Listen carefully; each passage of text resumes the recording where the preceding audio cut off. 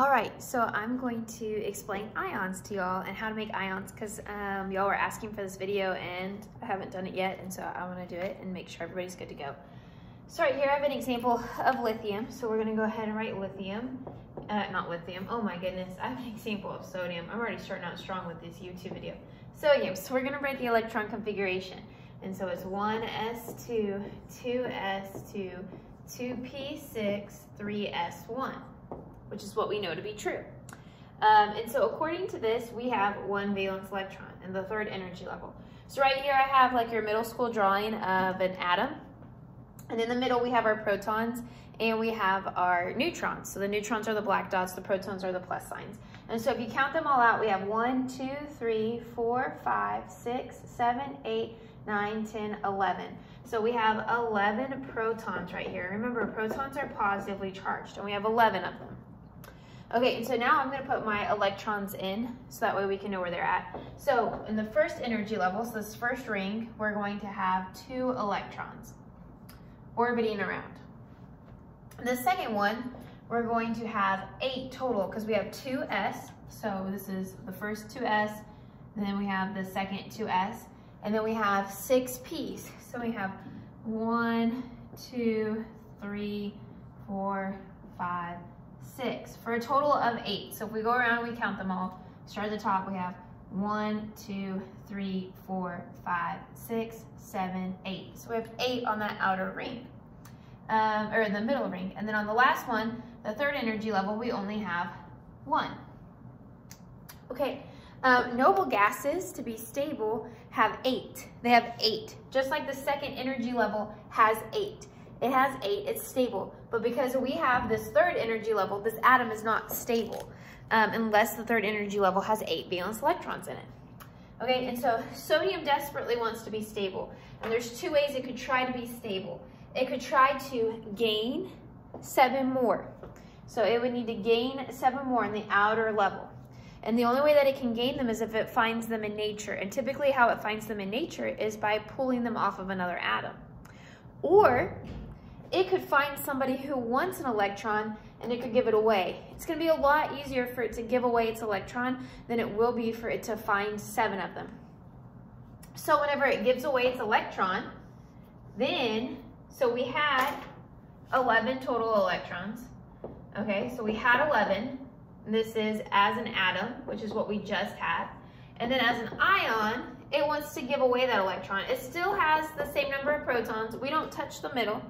But it gives away this guy. This guy goes away. And so now we have 8 in our outer energy level because the third energy level is no longer our outer energy level. Instead, it's the second one. So we essentially got rid of this because we got rid of the 1 electron that was out there. So we essentially got rid of that third energy level. And now sodium has 10 electrons total. 10 electrons total. So if we count them, we have 1, 2 on the inside. And then we have 3, 4, 5, 6, 7, 8, 9, 10. 10 on the outside. So in total we have 10. Okay, remember protons are positive, electrons are negative. So in total we have a +1 charge. So sodium forms a +1 ion. Now then remember, sodium got rid of, it lost its 1 valence electron. And so losing made the electrons change and it turned it to positive because our protons don't change.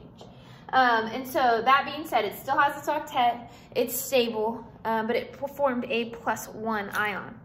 And so here's it explained in another way for you so you can kind of see everything that we've been talking about and combining it all. So I'm going to do another one for you. This time we are going to do oxygen. So you can see a negative ion. So I have, oxygen has, its atomic number is 8, so it has 8 protons. So I'm going to go ahead and start giving it 8 protons. 1, 2, 3, 4, 5, 6, 7, 8. So y'all know it has 8. I'm going to give it some neutrons because neutrons are also located in there. And we want to make sure we have somewhat of a real example of an atom. And then I'm going to go ahead and give it its energy rings. Now then, if I don't know how many to give, I can start guessing. But I know how many to give. It's only going to need 2. But we're going to write the electron configuration for it. So we have 1s2, 2s2, 2p4, and then I stop. That's the electron configuration for oxygen. So I go ahead and add my, protons, atom versus ion. So protons are not going to change, so I have 8. We counted them out, remember? We have 8. Okay, and then in this current one, we're going to add our electrons. So I have 2 in the first energy level. 1, 2. I have 6 in the second energy level. I have 1, 2, 3, 4, 5, 6. Okay, and so oxygen wants an octet. It wants that outer energy level to have 8.